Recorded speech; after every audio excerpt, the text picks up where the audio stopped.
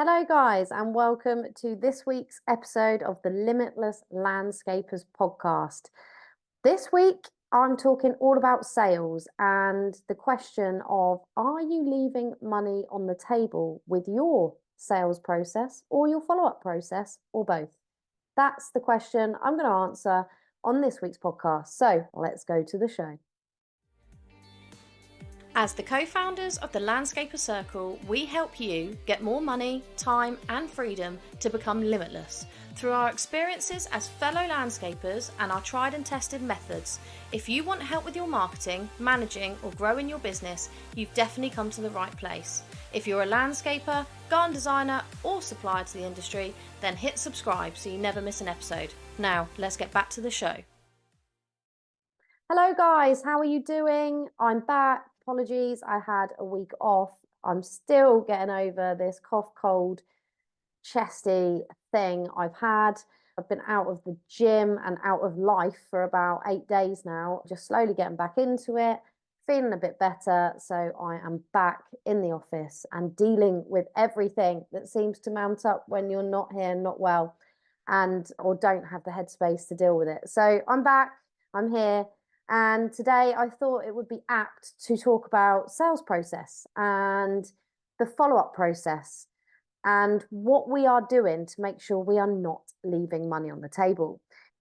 There's a few elements to how we can be more successful in our businesses, whatever business it might be. It doesn't have to be landscaping, but essentially we are here as business owners always trying to get as many sales as possible. And to do that, we need to review and look at our sales processes and whether we're doing enough to improve the sales, increase conversion rates, and also look at all the elements around that. So, number one that I wanted to remind you of is to review your inquiry sheets. Now, I've mentioned it a few times in different contexts, basically to do with marketing. This time, I'm asking you to review your inquiry sheet based on sales because you need to know the numbers. You need to get your head around the numbers because essentially you want to know what your conversion rates are. Now, a conversion rate is a conversion rate. It doesn't matter what your conversion rate is, but ultimately, if you feel that you're not converting,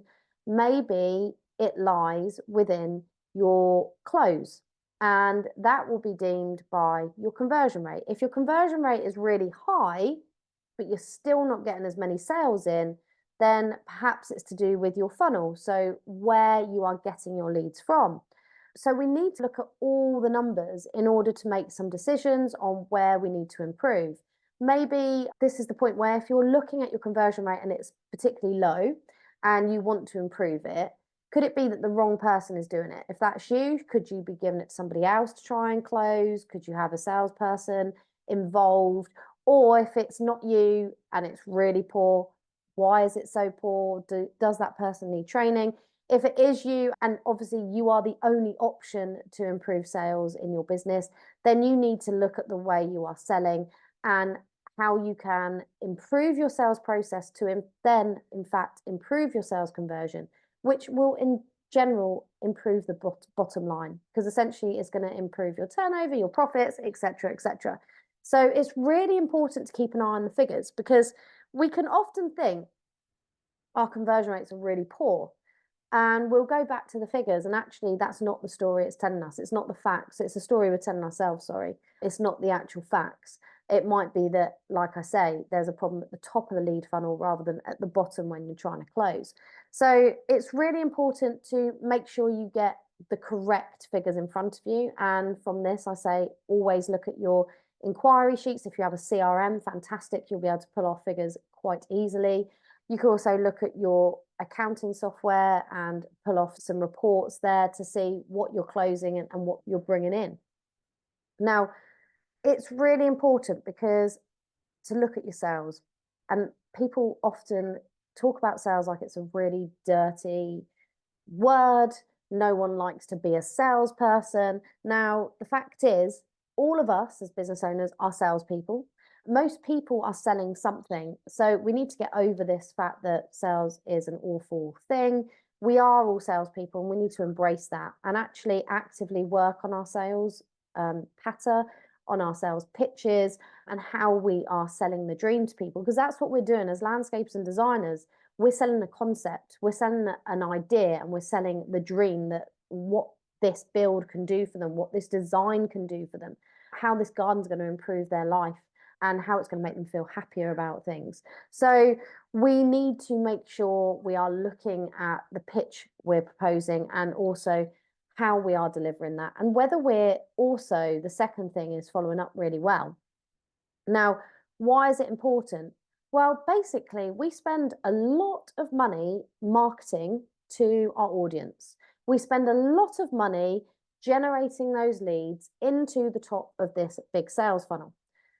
Then they start to fall out for various reasons. But if you are not bothered about your sales pitch, or you are not following up, then you are wasting a shitload of money generating all the leads in the first place. So what is the point? You're just basically throwing away your money because you're not prepared to work on the sales and you're not prepared to work on the follow-up.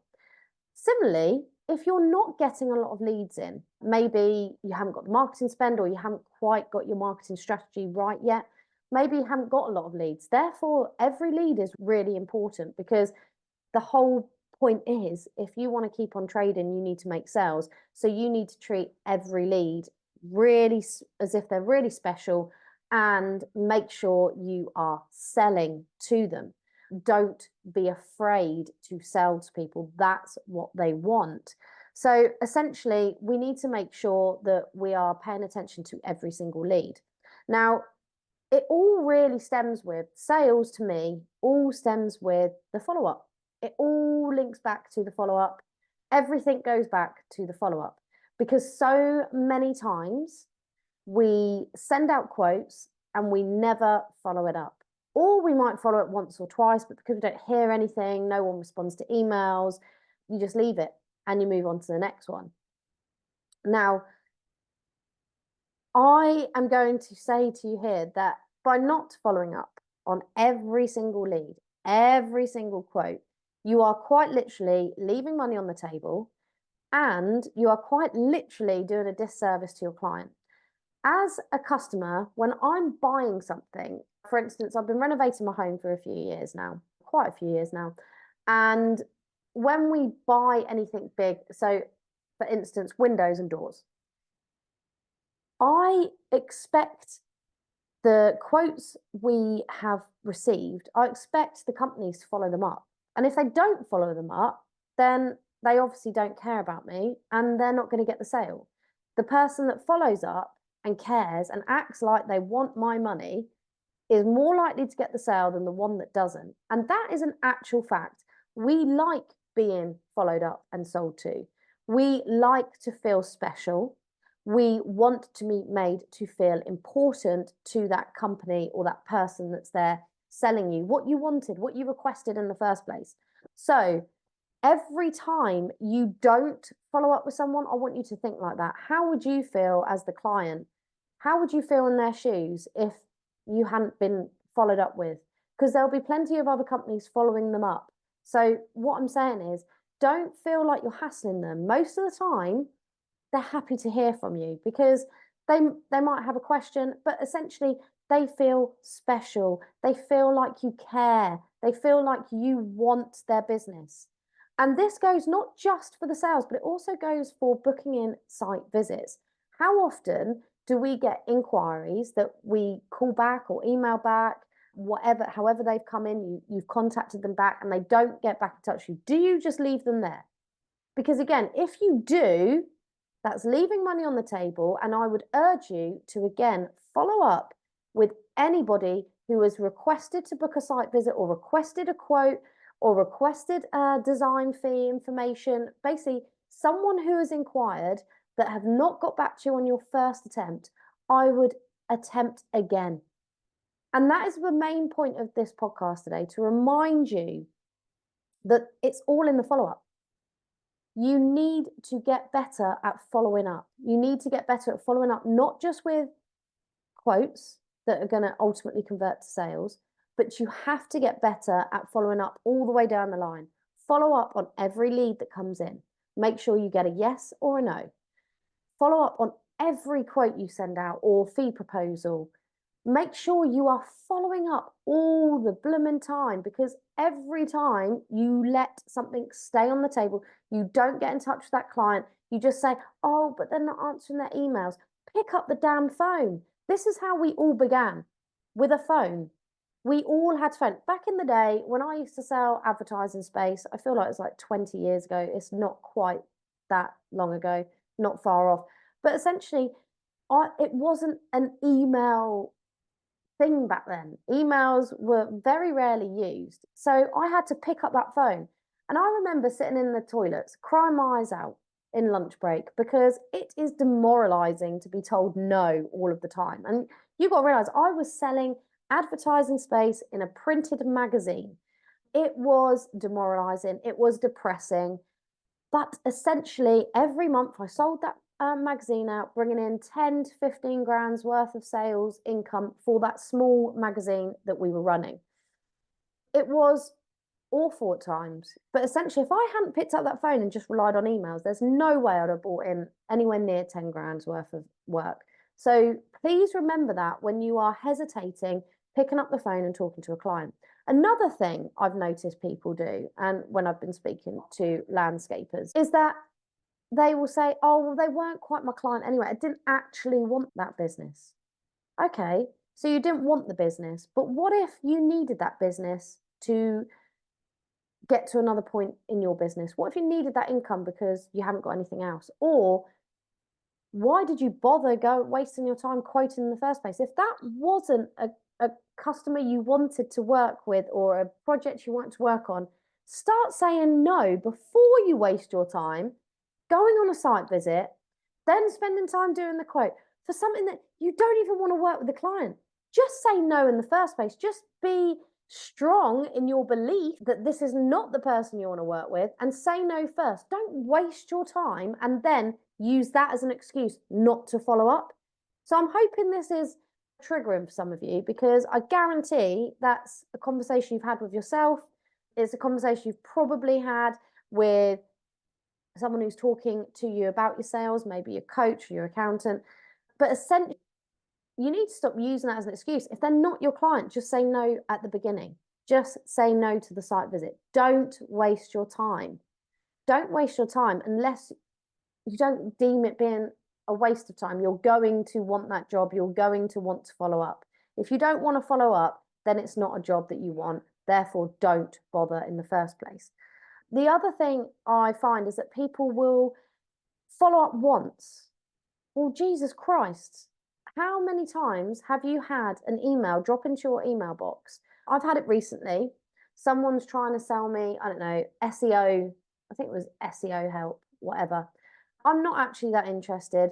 They've emailed me 3 or 4 times. On the 4th time, I felt quite guilty that I hadn't replied. So I actually sent them an email back saying, I do really appreciate you following up with me, but it's not something that I'm interested in right now.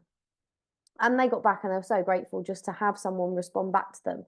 But if I hadn't, they would just keep annoying me anyway. So why not use the power of follow-up? Continue to follow up till they basically buy from you or tell you to piss off.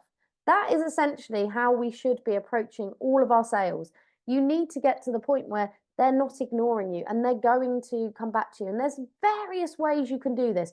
You can have a really good sales script for the phone. You can craft a number of email follow-ups. If you've tried the phone, tried normal emails, and you want to craft sort of I like to call it almost like a follow-up email campaign for people that aren't responding back to you. That's a massive mouthful.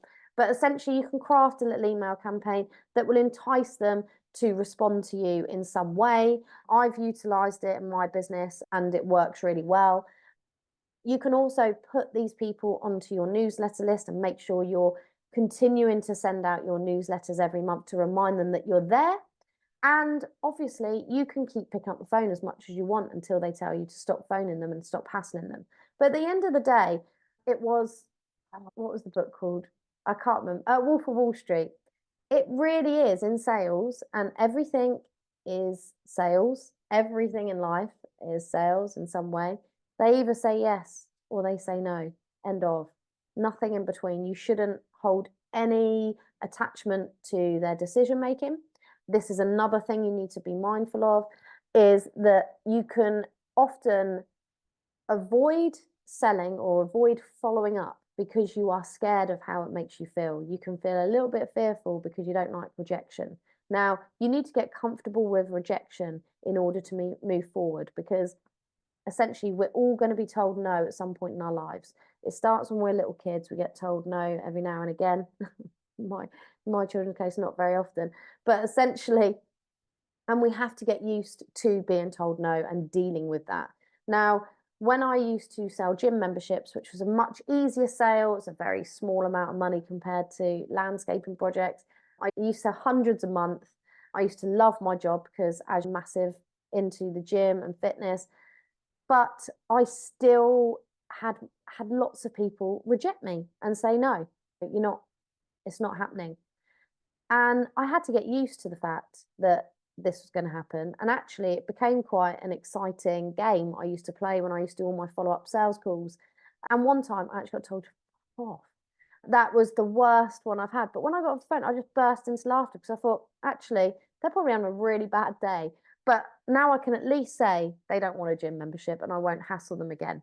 Essentially, all you're looking for is a yes or a no. It's not that difficult, and it should hold no attachment to you personally. It's nothing against you personally. If someone chooses to go with another landscaper for their project, do not take it personally. By all means, ask them why, so you can get to the bottom of, you just want feedback. Did they have a better rapport with someone else? Was it price related?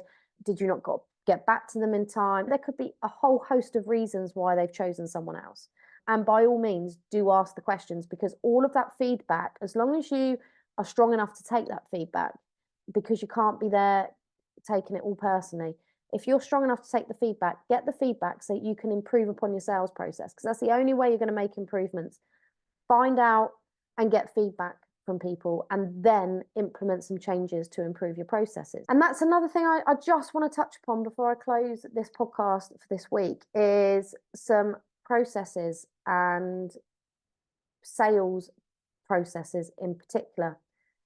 What are your sales processes? Now, I'm going a bit deeper in process in my own landscaping business at the moment, and we're mapping out all sorts of processes across the board, across the team.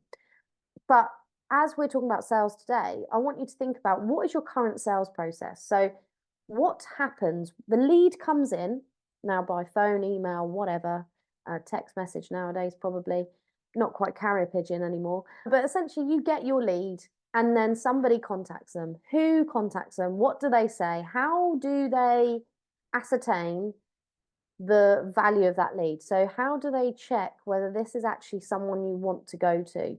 Do they have a script they work from? I would absolutely highly recommend one if you're utilizing someone other than yourself doing it. Then what happens? Do they get booked in for a site visit? After that site visit, what happens? What's the process with the client then? When you've got to the point where you've created a quote and you've sent that out, what is the follow-up process for that? Do you just leave it? How many days do you leave it before you contact them? Do you contact them by email first or by phone call first? How many days do you leave it if they don't respond to your email before you pick up the phone or send a second email? What sort of things do you want to find out from them when you do get hold of them? So obviously you want to know if they want to go ahead with you, but is there anything about the quote and stuff that you can, or questions that you can answer for them? There could be lots of things that goes on in your process that you haven't really thought about that could be tweaked. So lots of different things, the way you present the quote to a client, the way and that could be either in person, on a Loom video, via just a follow-up email, any of those. You could send it in the post. You could book a further site visit to actually sell the project to them. You could take a card reader with them, for instance. If they say yes, you could take the deposit there and then, if you so wish. That might be an option. Do you have a showroom that you could take them to look at products and stuff in order to sell the dream even further? There's lots of ways that you can improve your chances of closing the sale. I'm here to chat about all of that if you want to. but essentially have a look at your current sales process and then map out some ideas for how you can make it better, how you can make it more personal for the client, and most importantly, how you can stand out from your competitors, because that is key as well. So, yes, that is essentially sales in a nutshell on the podcast today. If you want to talk about sales, sales is my forte. I absolutely love sales. I've been in sales since God knows when. I started in retail sales, then went to university, and then went into lots of different sales, from magazine sales to gym membership sales, and then to owning my own businesses. So essentially, I've got a lot of experience in sales and I'm not scared of the word sales. So if you have any questions, let me know. I just want to leave you with 2 words: follow up. That's all you've got to remember. Follow up on everything. Follow up on leads, follow up on quotes, follow up on people that are not getting back to you. Just keep following up, because you will get somewhere. If you just constantly follow up and consistently follow up, you will get further on and you will improve your sales just by doing that one thing. But there are a multitude of things you can implement. You can also look at outsourcing. There's lots of things you can do to improve your sales process. But first of all, you need to go and look at the figures to find out what the facts are in your business, and then circle back to this podcast to get some ideas of what else you could do. So that is it for me on this week. Hopefully by next week, I'll be feeling 100% better rather than just approximately 60, 70% better. And I will be talking to you about clients next week. So do subscribe, do like the podcast, do share it with people that you think would be interested and would benefit from listening. And thank you guys for listening. And I will see you next week on the Limitless Landscapers podcast. Ciao.